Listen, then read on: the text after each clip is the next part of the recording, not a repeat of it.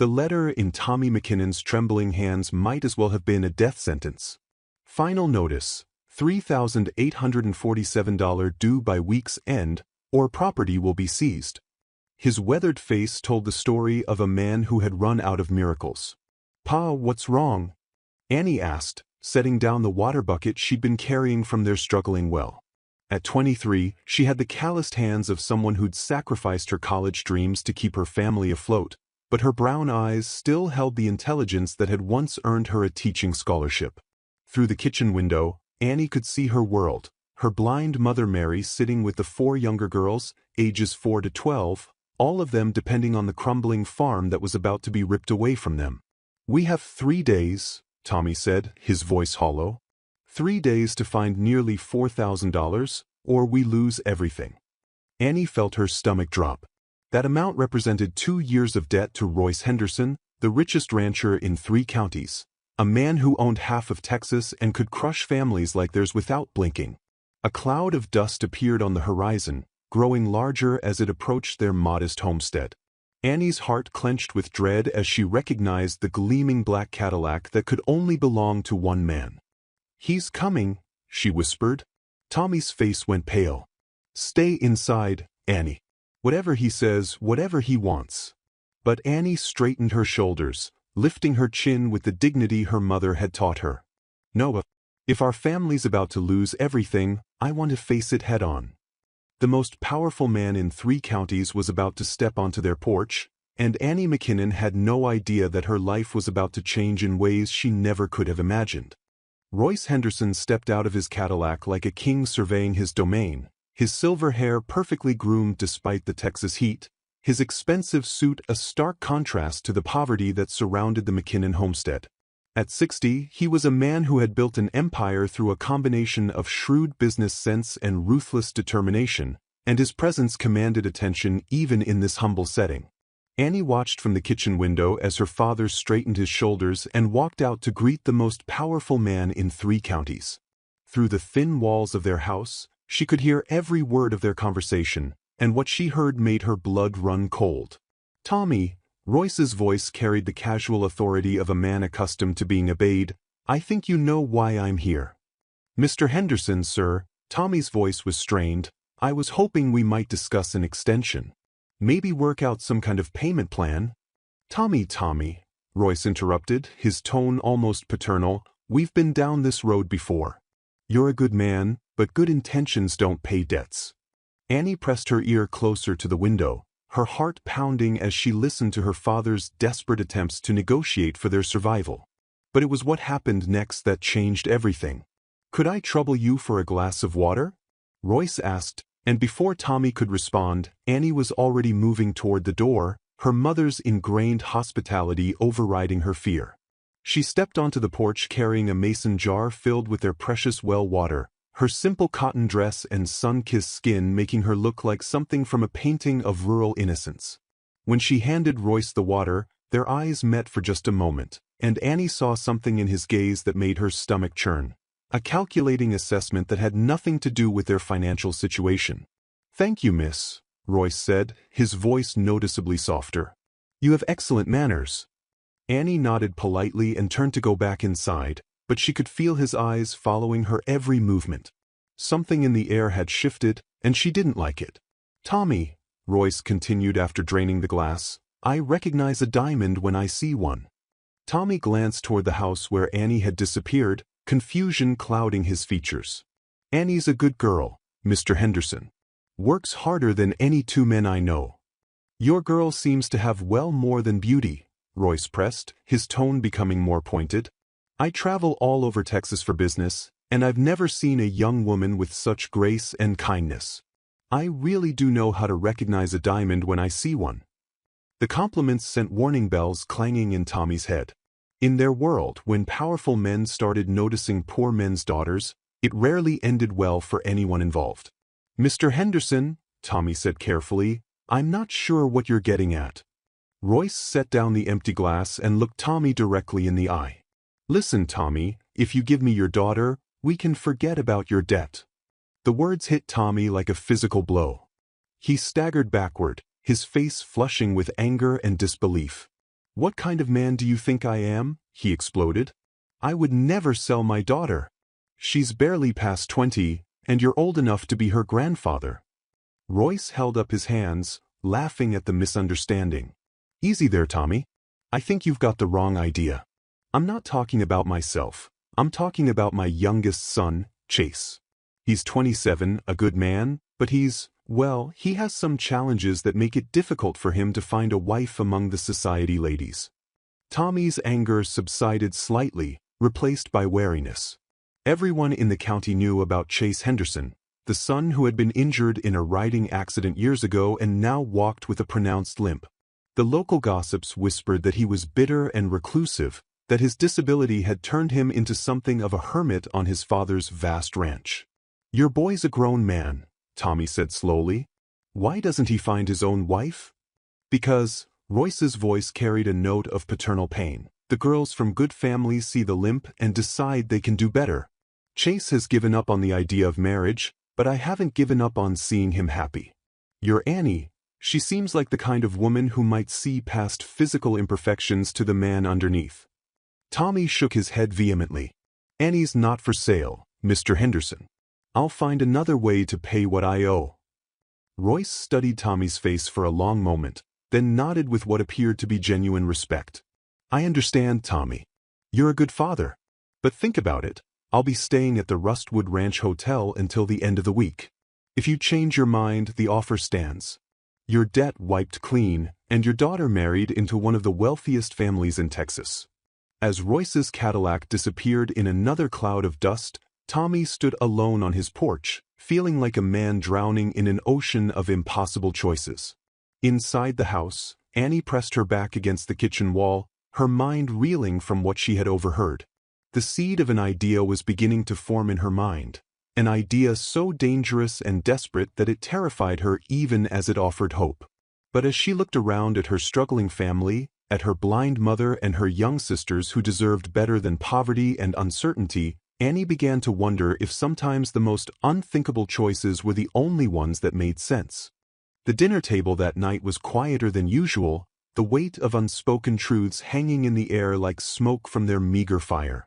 Tommy pushed his beans around his plate without eating, his mind clearly elsewhere, while Mary tried to maintain normalcy for the sake of the younger girls.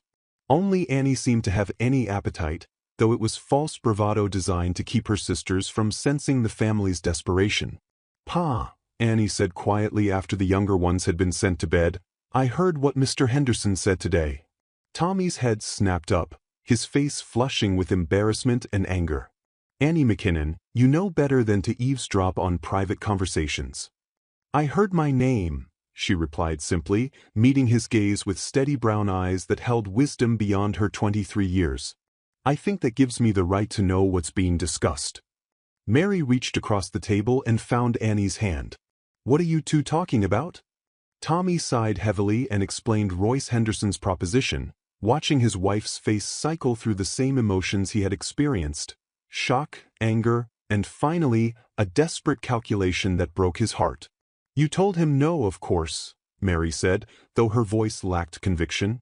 Of course I did. Tommy's voice was firm, but Annie could see the doubt creeping into his eyes as he looked around their humble home, calculating how many days they had left before losing everything. Annie took a deep breath, knowing that what she was about to say would change her life forever. What if I want to accept? Absolutely not, Tommy said immediately. I won't have you sacrificing yourself for our mistakes. They're not your mistakes, Pa, Annie said gently. The drought, Mama's illness, the crop failures, none of that was your fault. But this could be a solution that saves our family. You don't understand what you're saying, sweetheart, Mary interjected, her sightless eyes bright with unshed tears. Marriage isn't something you enter into for financial reasons. It's for love, for partnership. And what if I never find love? Annie interrupted. What if I spend my whole life on this farm, watching it struggle, watching my sisters grow up without opportunities because we can never get ahead? At least this way, one of us has a chance at something better. Tommy leaned forward, his voice intense. Annie, you don't know anything about this Chase Henderson. The reason he can't find a wife among his own kind is probably because he's mean or cruel or maybe it's because rich girls are shallow and care more about appearances than character, Annie countered. You raised me to see the good in people, Pa. Why can't you trust me to make this decision for myself? The argument continued deep into the night, but Annie's mind was already made up. As she lay in bed listening to her younger sisters breathe softly beside her, she thought about the conversation she'd overheard earlier. Tommy's plan to try for a bank loan was doomed to failure. Everyone knew that Royce Henderson had enough influence to make sure no bank in 3 counties would loan money to someone who owed him a debt. When dawn broke gray and cloudy, promising another scorching day, Annie heard her father preparing for his trip to town. She dressed quickly and slipped out of the house, hiding in the back of their old wagon under a tarp as Tommy hitched up their ancient horse. The ride to town was bumpy and uncomfortable, but Annie's determination never wavered. When Tommy stopped at the bank, she waited until he disappeared inside, then slipped out of the wagon and made her way to the Rustwood Ranch Hotel, the finest establishment in their small town, and the only place wealthy enough to accommodate a man like Royce Henderson. The hotel lobby was more luxurious than anything Annie had ever seen, with polished wood floors, velvet furniture, and a crystal chandelier that caught the morning light streaming through tall windows.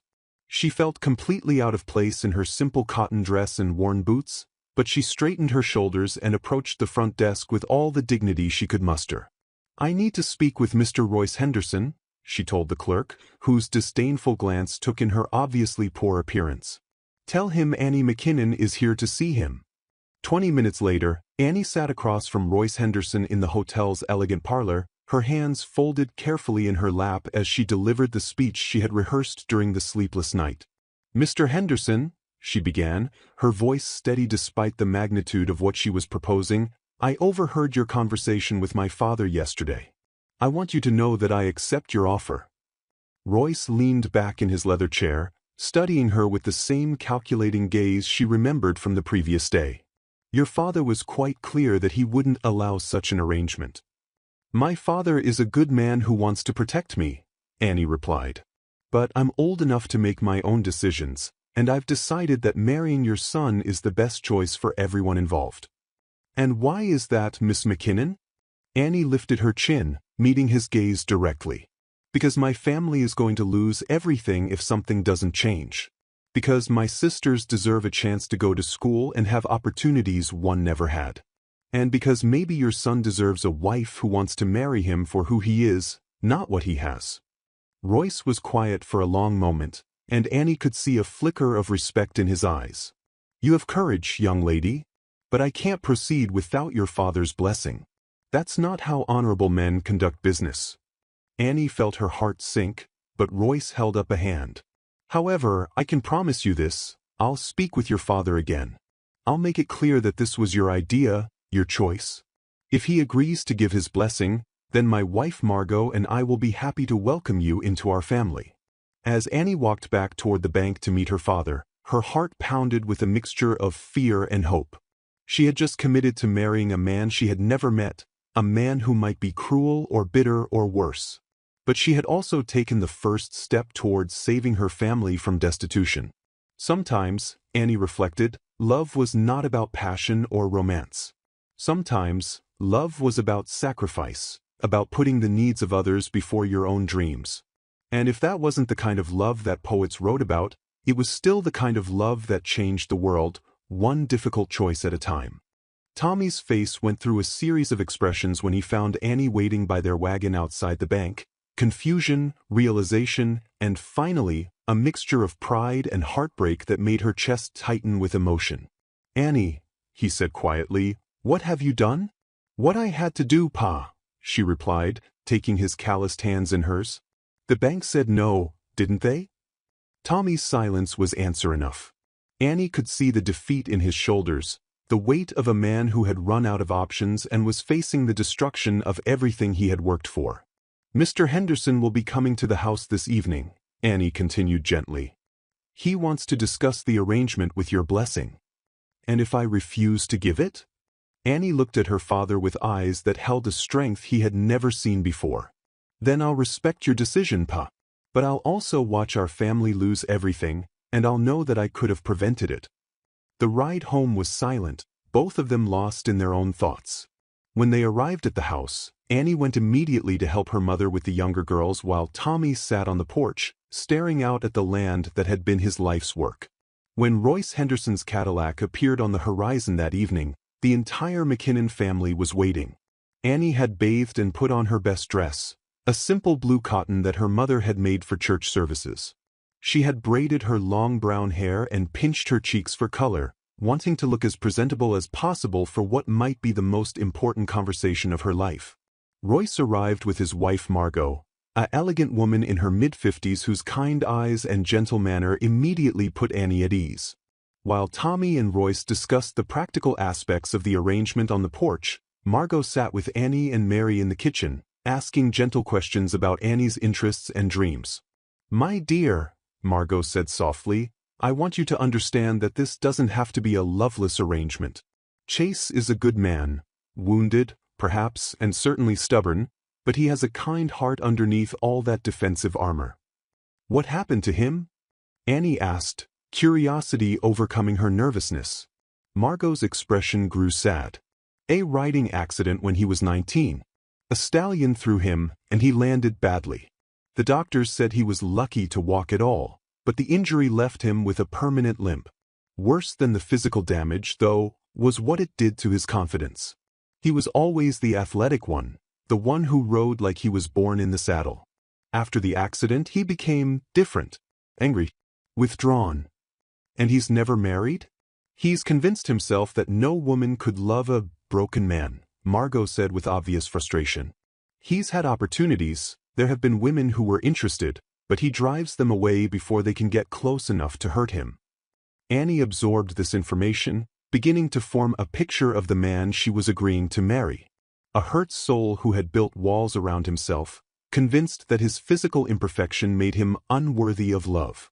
In some ways, she thought, they might understand each other better than anyone expected. On the porch, the conversation between Tommy and Royce had reached its conclusion. Tommy came inside, his face grave but resolute. "Annie," he said, his voice thick with emotion, "if this is truly what you want, if you're certain you can be happy in this arrangement, then you have my blessing." Annie felt tears prick her eyes as she embraced her father. "Thank you, Pa. But," Tommy continued, holding her at arm's length, "I want your promise that if you're ever unhappy, ever mistreated in any way, you'll come home immediately.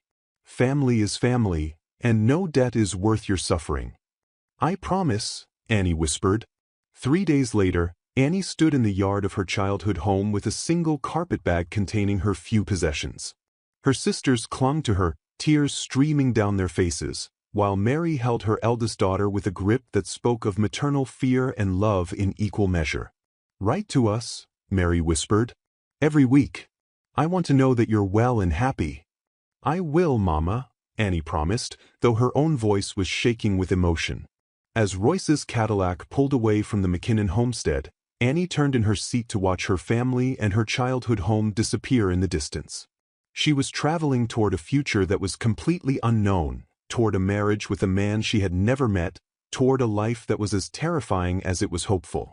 But she was also traveling toward the knowledge that her family's debt had been forgiven, that her sisters would have food on the table and a roof over their heads, that her mother would receive the medical care she needed. Whatever challenges lay ahead, Annie faced them with the quiet strength of a woman who had chosen love over fear, sacrifice over self-preservation.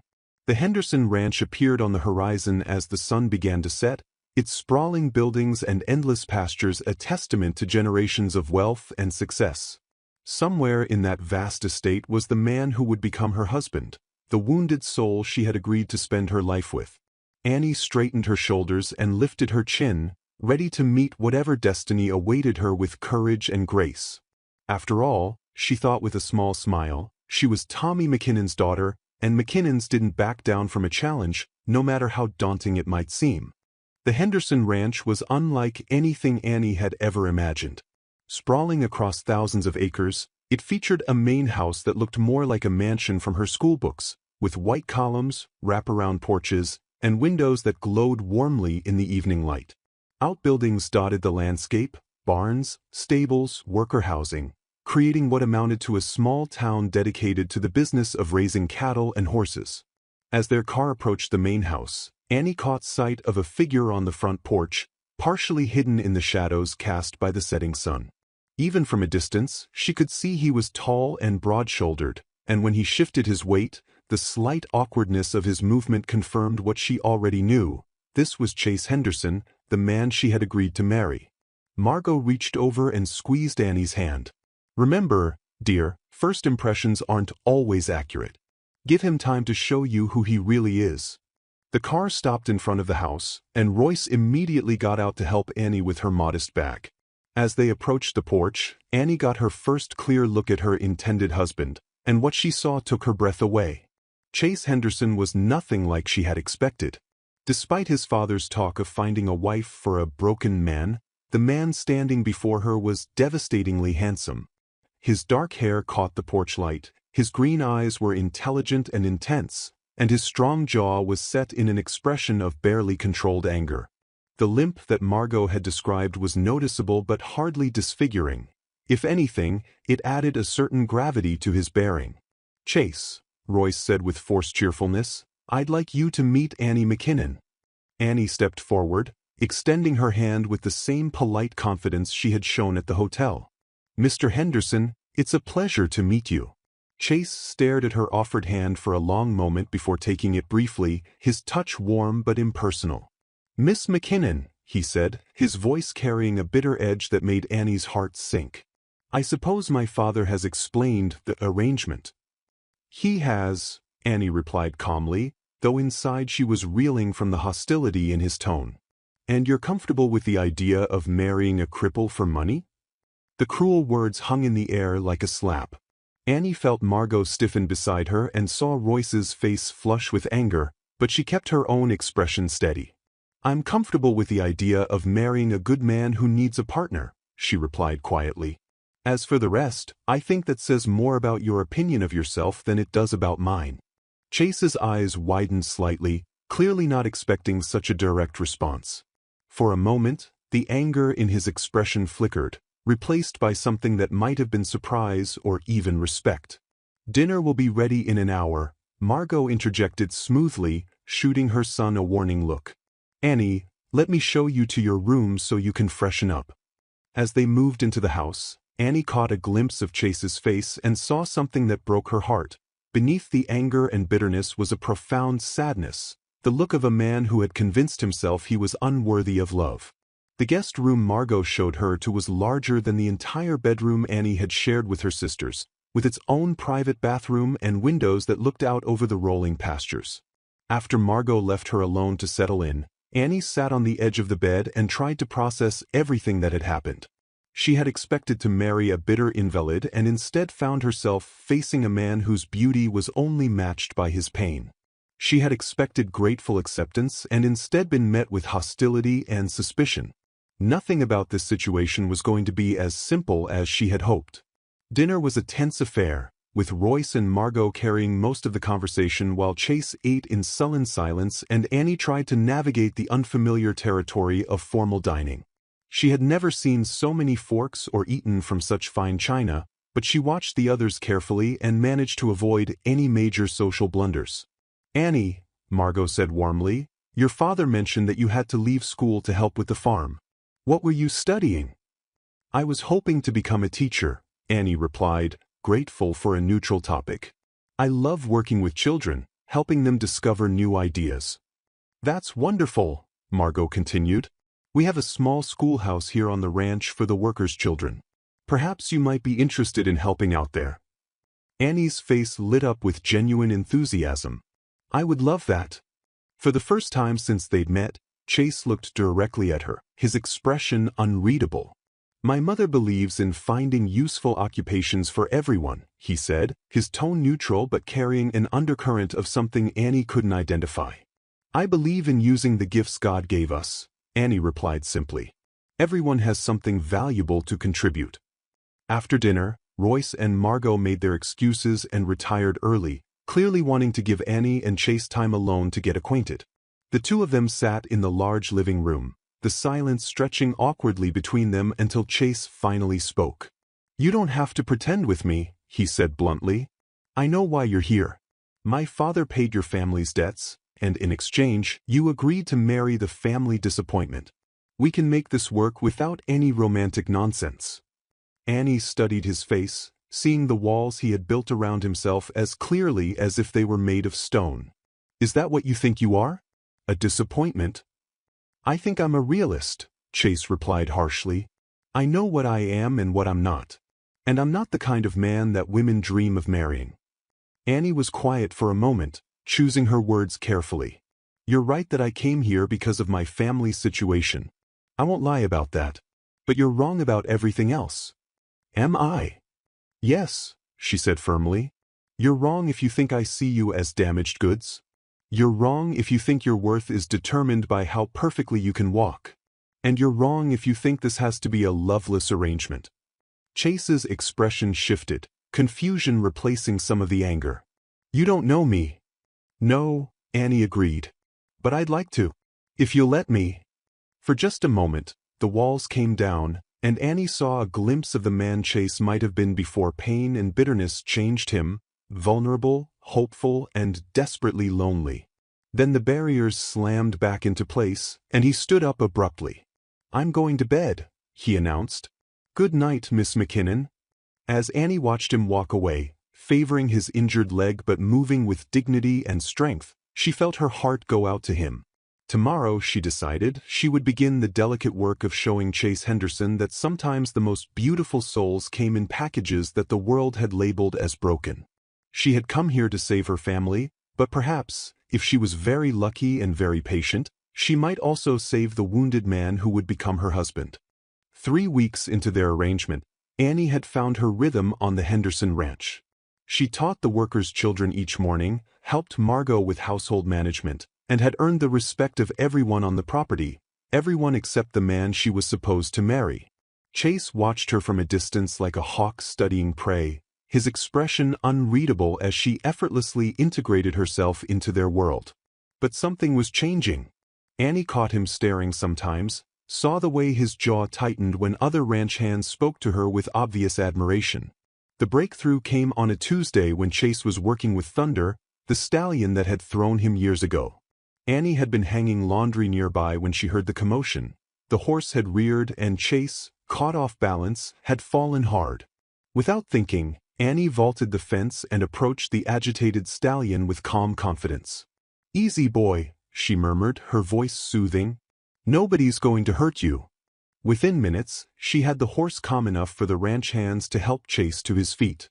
He stared at her in amazement, embarrassment, and something else warring in his expression. "You could have been killed," he said roughly.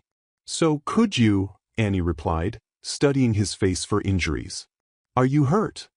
"My pride more than anything else," Chase admitted, surprising them both with his honesty. That evening he found her on the front porch, mending one of his father's shirts. "I wanted to thank you," he said, settling beside her. "For today." "You don't need to thank me. We're going to be family." "Is that what we are?" Chase asked, his voice softer than she'd ever heard it. Annie set down her sewing and turned to face him.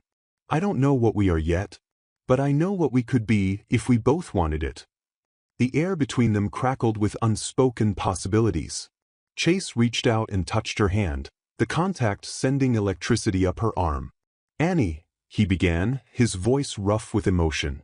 "Yes. I'm afraid," he admitted. "Afraid that if I let myself care about you, you'll realize you deserve better than a broken man." Annie's heart clenched at the vulnerability in his confession. "What if I told you that I don't see you as broken? What if I told you that every day I spend here, I fall a little more in love with the man you really are?" Chase's breath caught. Slowly, tentatively, he cupped her face in his hands. "Annie, kiss me," she whispered. "Please." When their lips met, it was like lightning striking. All the careful distance they'd maintained, all the polite conversations and proper behavior, melted away in an instant. Chase kissed her with weeks of pent-up longing, and Annie responded with a passion that surprised them both. When they finally broke apart, both were breathing hard. "That wasn't supposed to happen," Chase said, though he made no move to let her go. Maybe not, Annie agreed, but I'm glad it did. 2 days later, Chase was waiting for her after her morning teaching session, holding a small bouquet of wildflowers.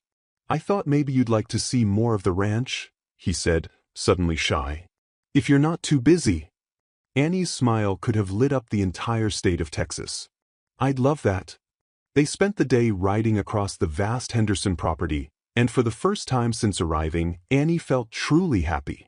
Not the grim satisfaction of duty fulfilled, but pure joy. As they sat by an old cabin ruins sharing lunch, Chase turned to her with serious eyes. Annie, I need you to know something. When my father first told me about this arrangement, I was angry. But these past weeks, getting to know you... He paused, struggling with the words. You're not here out of desperation. You're here out of love for your family. And maybe if I'm very lucky, you might find some love for me too. Annie felt tears prick her eyes. Chase Henderson, I stopped thinking of this as an arrangement the day I watched you work with Thunder. I saw who you really are underneath all that protective anger. Chase reached into his jacket and pulled out a small velvet box. This was my grandmother's ring, he said, hands trembling. I want to ask you properly. Annie McKinnon, will you marry me? Not because our families made a deal, but because I love you and I want you to be my wife. Through her tears, Annie nodded. Yes, because I love you too. As Chase slipped the ring onto her finger and kissed her with tender passion, Annie felt as though her heart might burst with happiness. Tomorrow, she would become Mrs. Chase Henderson not because a contract demanded it, but because her heart demanded it. The words hung between them like a bridge, waiting to see if Chase would dare to cross it. For a moment, his hand tightened around hers, and Annie thought she saw hope flicker in his green eyes like candlelight in a window. Then, slowly, deliberately, Chase lifted their joined hands and pressed a gentle kiss to her knuckles. Annie McKinnon, he said, his voice rough with emotion, you are the most extraordinary woman I've ever known. The next morning, Chase was waiting for Annie when she came down for breakfast, holding a small bouquet of wildflowers he had picked from the fields. I thought, he said, suddenly shy, maybe you'd like to see more of the ranch today. If you're not too busy with the school. Annie's smile could have lit up the entire state of Texas. I'd love that. They spent the day riding across the vast Henderson property, Chase on a gentle mare and Annie on a spirited gelding that reminded her of the horses she had loved back home. Chase showed her hidden valleys where bluebonnets carpeted the ground, streams where cattle came to drink, and the spot where his grandparents had first built their cabin when they'd claimed this land 60 years ago. As they sat by the old cabin ruins, sharing a simple lunch that the cook had packed for them, Annie felt something she hadn't experienced since leaving school, pure happiness. Not the grim satisfaction of duty fulfilled or the relief of crisis averted, but the bubbling joy of being exactly where she belonged with exactly the right person. Annie, Chase said suddenly, his voice serious. I need you to know something. She turned to face him, noting the nervous tension in his shoulders. When my father first told me about this arrangement, I was angry. Not just at him, but at you, at the whole situation. I thought. He paused, struggling with the words. I thought you were either desperate enough to marry anyone with money or pitying enough to take on a charity case. Annie remained silent, letting him work through whatever he needed to say. But these past weeks, watching you, getting to know you... Chase turned to look at her directly. Annie, you're not here out of desperation or pity. You're here out of love. Love for your family, love for doing what's right. And maybe if I'm very lucky, you might find some love for me too. Annie felt tears prick her eyes at the vulnerability in his voice. Chase Henderson, she said softly, I stopped thinking of this as an arrangement the day I watched you work with Thunder. I saw how gentle you were with him, how patient, even though he had hurt you. I saw the man you really are underneath all that protective anger. And what kind of man is that? The kind I want to spend my life with, Annie replied without hesitation. Chase reached into his jacket pocket and pulled out a small velvet box.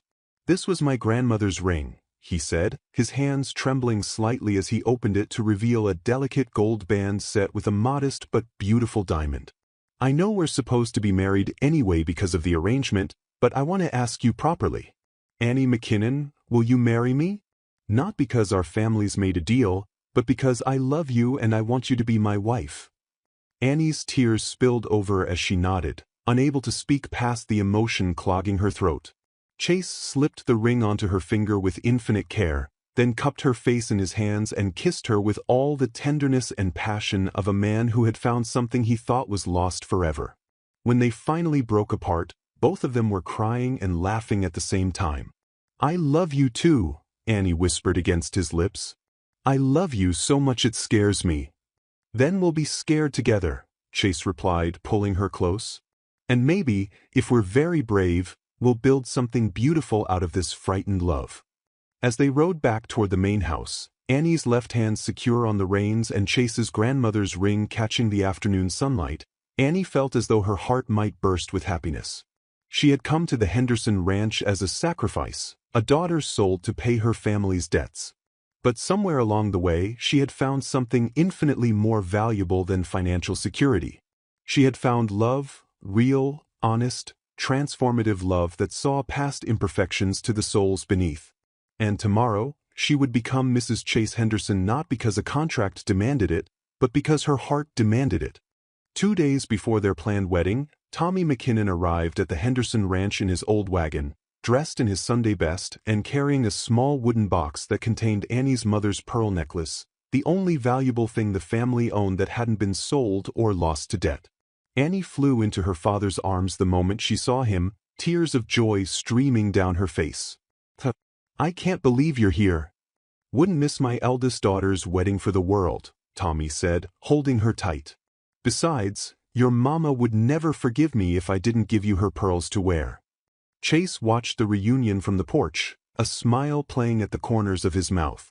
Over the past weeks, he had grown to understand just how much Annie's family meant to her, how the letters she wrote and received each week were lifelines that kept her connected to the people she loved most in the world. "Mr. McKinnon," Chase said, walking over to shake Tommy's hand. "Welcome to our home. I hope you'll stay for a few days. Annie would love to spend more time with you before the wedding."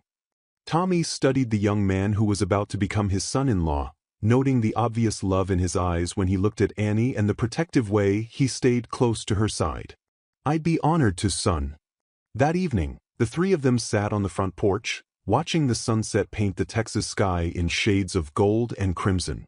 Tommy regaled them with stories from home, how Mary's vision had improved slightly with new medicine, how the younger girls were excelling in their studies, how the farm was finally beginning to recover under the management of a neighbor who worked it in exchange for a share of the profits. "The debt being forgiven changed everything," Tommy said quietly. "We're not rich, but we're stable. Secure. The girls have a future now, thanks to Annie's sacrifice." Chase glanced at Annie, who was listening with a peaceful expression. "It wasn't a sacrifice, Pa," she said gently. "It was the best decision I ever made." "Even so," Tommy continued, "I want you to know how proud I am of you, sweetheart. Leaving everything familiar to help your family, making a life with someone you'd never met, that takes more courage than most people have." Chase listened to this exchange with growing warmth in his chest. This was what real love looked like. Not the passionate declaration of poetry or novels, but the quiet, steady decision to put others' needs before your own. Annie had shown that kind of love to her family, and over the past weeks, she had shown it to him as well. The next morning, while Annie was in town with Margot choosing last-minute flowers for the wedding, Tommy and Chase worked together repairing a section of fence that had been damaged in a recent storm. As they worked, Tommy shared stories about Annie's childhood, her determination to teach herself to read before starting school, her patience with her younger sisters, her tears when she'd had to leave college. "She always put family first," Tommy said, hammering a fence post into place. Even as a little girl, if one of her sisters was hurt or scared, Annie would drop whatever she was doing to help. Breaking that girl's heart would be like kicking a puppy, son. "I hope you understand that." "I do, sir," Chase replied seriously. "And I hope you understand that hurting Annie would hurt me just as much. She's become the center of my world." Tommy nodded, satisfied with the sincerity in the young man's voice. "Good. That's what I wanted to hear." But as they worked, their conversation drifted to practical matters: the ranch's operations, the cattle market, the challenges of farming in Texas's unpredictable climate. Without thinking, Tommy mentioned the original debt that had brought Annie to the ranch, discussing it as a solved problem rather than a secret to be kept. Neither man noticed Chase's sudden stillness, the way his hammer paused mid-swing as Tommy's words registered in his mind. The debt forgiveness really was a miracle, Tommy continued, oblivious to the storm brewing in his future son-in-law. $3,847 might not sound like much to folks like you, but to us it was everything. Annie knew that when she agreed to come here. Chase felt the world tilt around him as the full implications of what Tommy had said sank in. Annie had known about the debt. She had known that her marriage was literally purchasing her family's financial freedom. Everything she had told him about love, about choosing him for himself rather than circumstances, all of it had been built on a foundation of financial necessity that she had deliberately concealed. "Excuse me," Chase said abruptly, setting down his hammer with hands that shook with suppressed emotion. "I'll be right back." Tommy watched in confusion as Chase walked rapidly toward the house, his limp more pronounced as anger and hurt disrupted his usual careful control. Chase found Annie in the garden behind the house, humming softly as she cut roses for the dining room table. She looked up with a radiant smile when she heard his footsteps, but the expression died when she saw his face. "Chase? What's wrong?"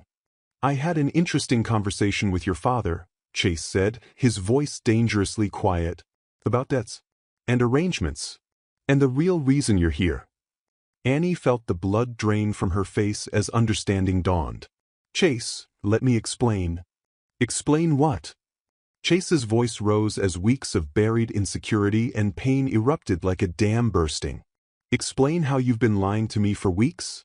Explain how everything you said about love and choice was just a performance to keep your family's benefactor happy." "That's not true," Annie protested, dropping her basket of roses as she reached toward him. "Yes, I knew about the debt, but that's not why I stayed.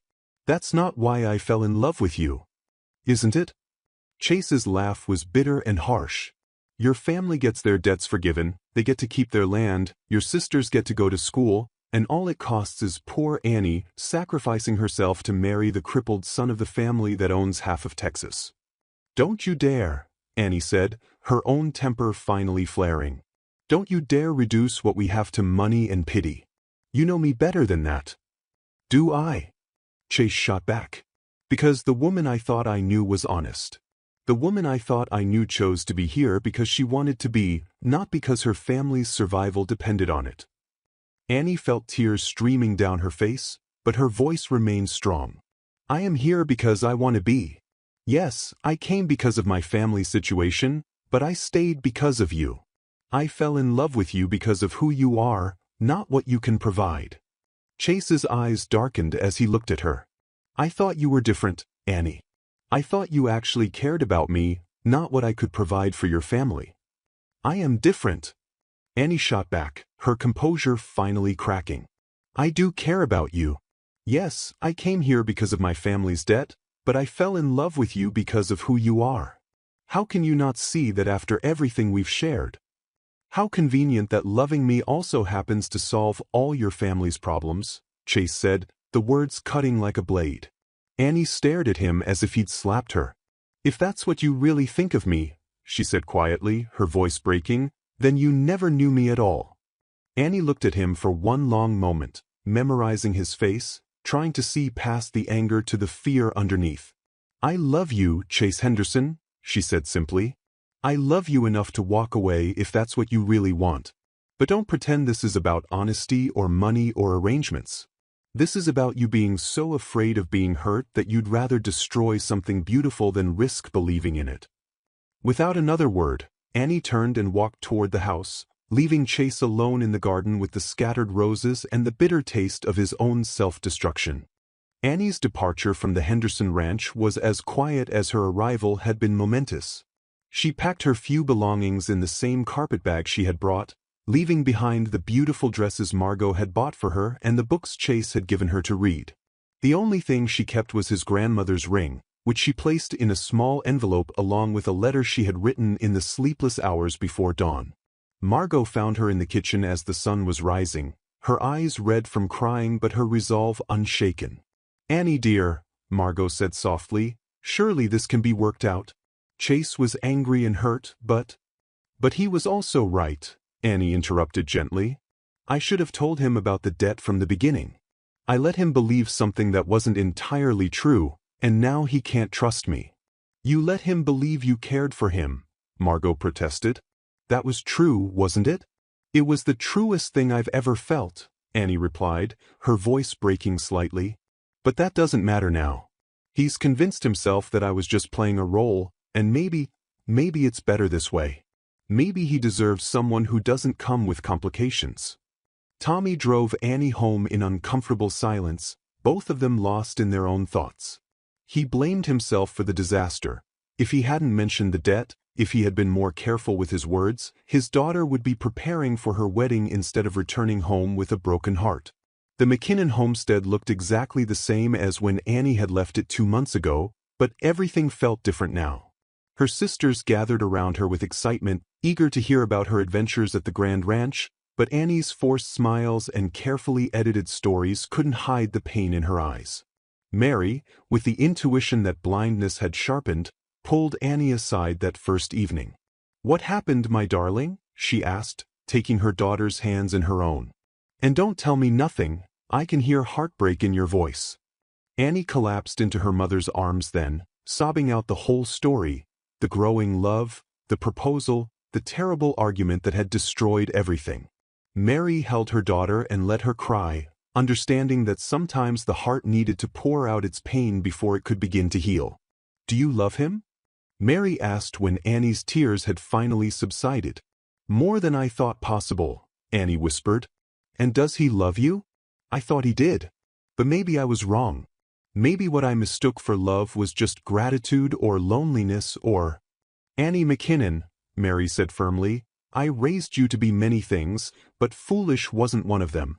If you saw love in that man's eyes, then love is what was there. Fear makes people do stupid things, sweetheart.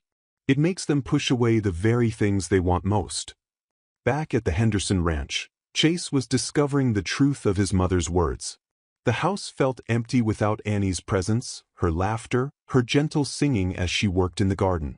He found himself looking for her everywhere, expecting to see her in the schoolhouse with the children, in the kitchen helping with meals, on the front porch with her mending in the evenings. Margot and Royce tried to talk to him, to make him see reason, but Chase had retreated into the bitter fortress of his own making. He threw himself into ranch work with a desperation that worried everyone around him, pushing himself and his bad leg to the point of exhaustion in an effort to outrun the regret that followed him like a shadow. The envelope Annie had left for him sat unopened on his dresser for a week before he finally found the courage to read it. Her letter was brief but devastating in its simplicity. "My dearest Chase, I'm returning your grandmother's ring because it was meant for someone who could love you without complications. You deserve a wife who comes to you freely, without the weight of family obligations or financial necessity. I want you to know that every word I spoke about love was true. What I felt for you had nothing to do with debts or arrangements and everything to do with the man you showed me yourself to be, kind, strong, wounded but not broken, capable of such tenderness that it took my breath away. I hope someday you'll find someone who can love you the way you deserve to be loved, without the shadows of doubt that my circumstances cast over us. Be happy, Chase. You deserve every beautiful thing this world has to offer. All my love, Annie." Chase read the letter until he had memorized every word, until the paper was worn soft from his handling. The ring sat beside it, catching the light from his window and reminding him of the moment he had slipped it onto Annie's finger, of the joy in her eyes when she had said yes to spending her life with him. 2 weeks passed. Then 3. The wedding that should have happened came and went, marked only by the flowers Margot had ordered that now wilted in vases throughout the house.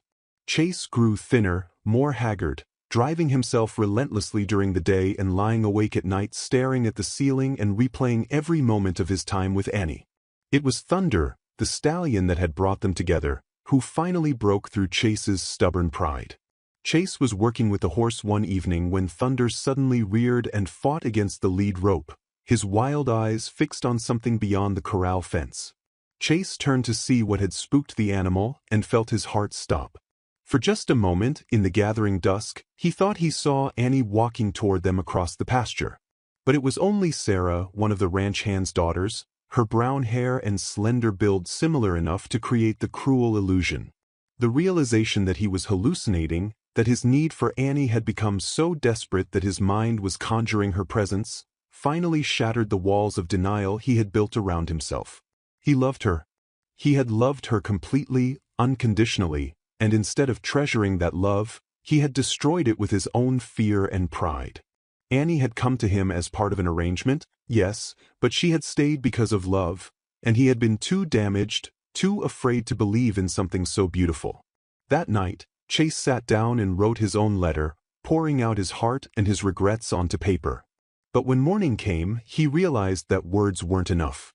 If he wanted Annie back, and he wanted her more than he wanted his next breath, he would have to prove to her that he had learned to choose love over fear. He would have to go to her, humble himself, and pray that the woman who had shown him such grace would find it in her heart to forgive the man who had been too afraid to believe in miracles. The storm that rolled across Texas on that fateful Thursday was the kind that made sensible people bar their doors and wait for it to pass. The sky had been building toward violence all day, dark clouds gathering like an army preparing for battle, the air growing thick and oppressive with the promise of rain. Annie stood at her bedroom window, watching the approaching storm with a mixture of appreciation and melancholy. 3 weeks had passed since her return home, and while the sharp edge of her heartbreak had dulled to a persistent ache, she still found herself thinking about Chase at unexpected moments, wondering what he was doing, whether he missed her, whether he had found peace in his solitary life. Her sisters had tried their best to cheer her up, regaling her with stories of their improved circumstances, their new opportunities, the security that her sacrifice had brought to their family. But even their joy couldn't completely fill the hole that Chase's love had torn in her heart when it was ripped away. The first drops of rain began to fall as Annie helped her mother prepare dinner, fat droplets that splattered against the windows like tears. Within minutes, the gentle patter had become a deluge, the kind of Texas downpour that could flood roads and turn peaceful streams into raging torrents. "Mercy," Mary said, listening to the thunder that shook their small house. "I hope anyone caught out in this has sense enough to find shelter." Annie was setting the table when she heard it, the sound of hoofbeats approaching their house through the storm. She looked up sharply, her heart beginning to race with a hope she didn't dare acknowledge. Who would be riding in weather like this? What kind of desperate urgency would drive someone to brave the storm? She moved to the window and wiped away the condensation with her sleeve, peering out into the driving rain. At first, she could see nothing but gray sheets of water and the blurred outlines of their familiar landscape. Then, like a vision emerging from a dream, she saw him. Chase Henderson sat on his horse in the middle of their yard, completely soaked to the skin, his dark hair plastered to his head and his clothes clinging to his body. He wasn't moving toward the house or seeking shelter. He was simply sitting there in the storm, as if he was trying to gather the courage for whatever came next. Annie's breath caught in her throat. For a moment, she wondered if she was hallucinating, if her longing for him had finally conjured his presence from nothing but rain and wishful thinking. But then he dismounted, favoring his bad leg as he always did, and she knew he was real. Without conscious thought, Annie ran for the door, her heart pounding so hard she could feel it in her throat. She burst onto the porch just as Chase reached the bottom step, and for a moment they stood frozen, staring at each other through the curtain of rain. He looked terrible, thinner than when she'd left, with dark circles under his eyes and a gauntness to his features that spoke of sleepless nights and barely touched meals. But his green eyes held something she had never seen there before, a desperate vulnerability that made her want to cry. "Chase," she breathed, her voice barely audible over the storm. "What are you doing here?" Instead of answering, Chase slowly, painfully, dropped to one knee in the mud and rain of her family's yard. The gesture was so unexpected, so dramatic and romantic and utterly unlike the controlled man she had known, that Annie felt tears spring to her eyes. "I came to grovel," he said, his voice carrying clearly despite the storm. "I came to beg your forgiveness for being the biggest fool in Texas. I came to tell you that I love you, Annie McKinnon, and that I don't care about debts or arrangements or anything else except the fact that I can't breathe without you." Annie felt her resolve crumble as she looked down at him, this proud, stubborn man who had swallowed his pride enough to kneel in the mud for her. But she had to be sure, had to know that he truly understood what he was asking. "Chase, get up," she said, stepping off the porch into the rain. "You don't need to." "Yes, I do," he interrupted, staying on his knee despite the mud soaking through his pants. "I need to do this right. I need to ask you properly, the way I should have from the beginning." He reached into his jacket and pulled out the small velvet box containing his grandmother's ring, the same ring Annie had returned with her letter.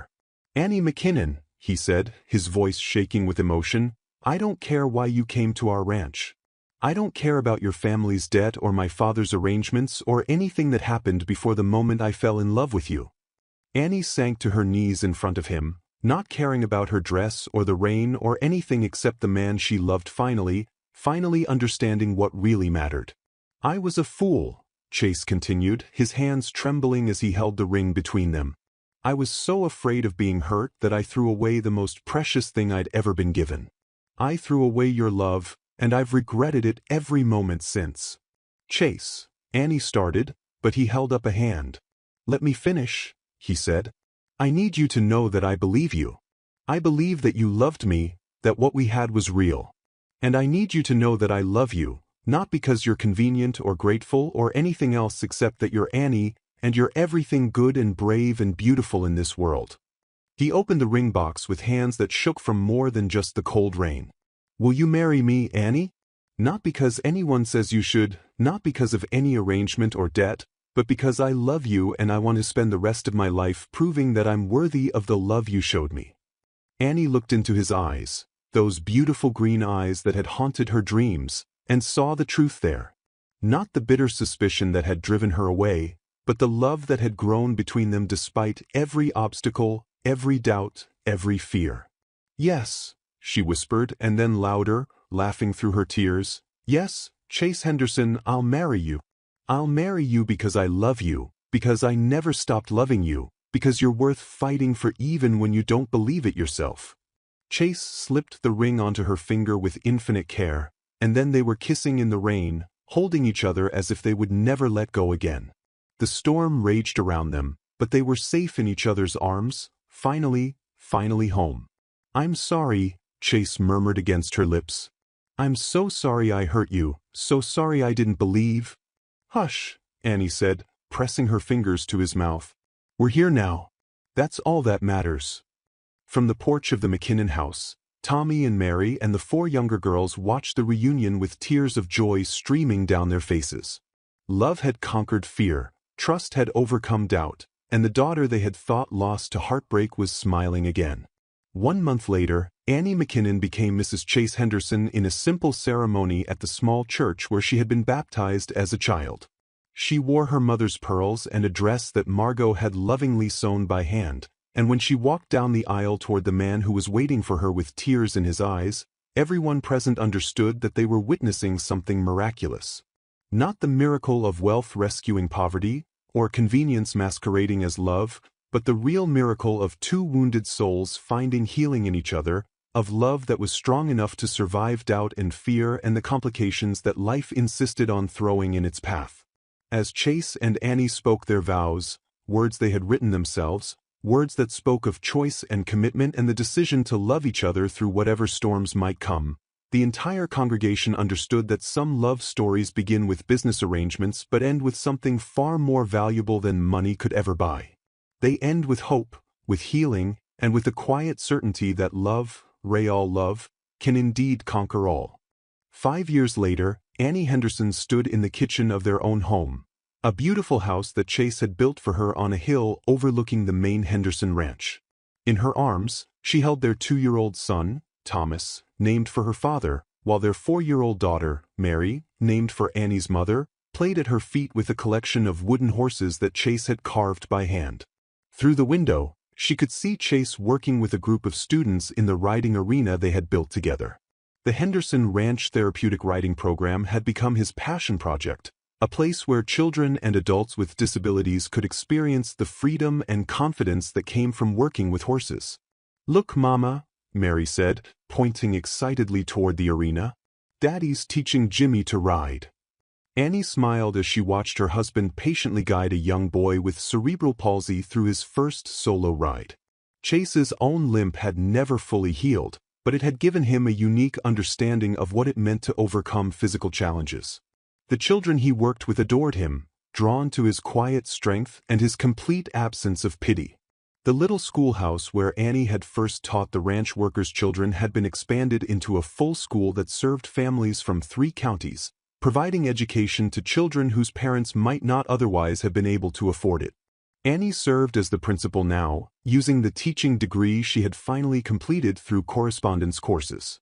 "Mrs. Henderson," came a voice from the doorway, and Annie turned to see Sarah, her youngest sister, now 18 and serving as Annie's assistant at the school. "The new students have arrived for the summer program." Annie handed Thomas to his aunt and smoothed her skirts. "Wonderful. Are they settled in the dormitory?" "Yes, ma'am." "And Mrs. Henderson?" Sarah's eyes twinkled with mischief. "There's a telegram for you from Emma. She says the medical school has accepted her application." Annie's face lit up with joy.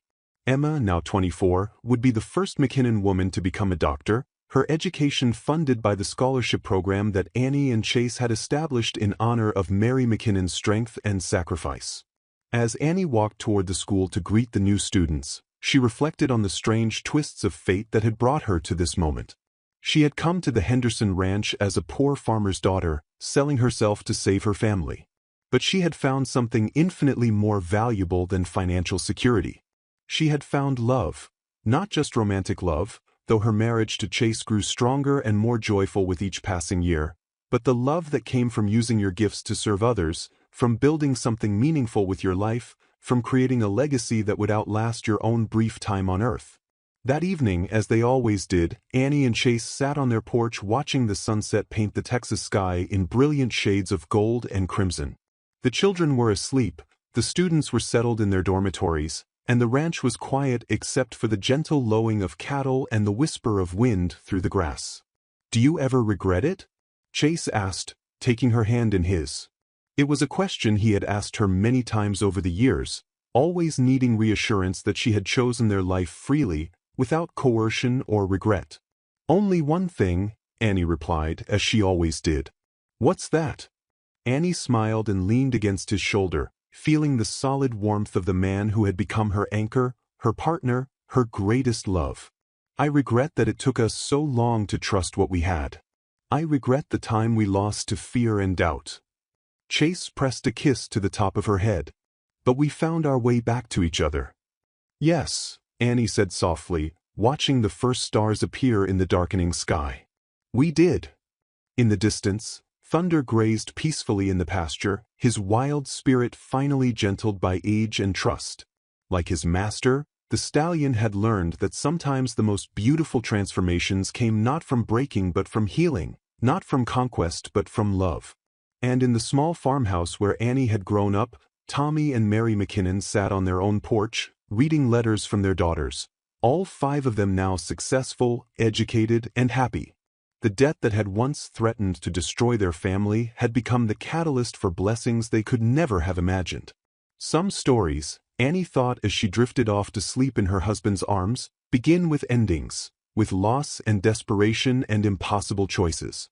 But the very best stories, the ones worth telling and retelling, find a way to transform those endings into beginnings, those sacrifices into gifts, those broken hearts into love stories that last forever.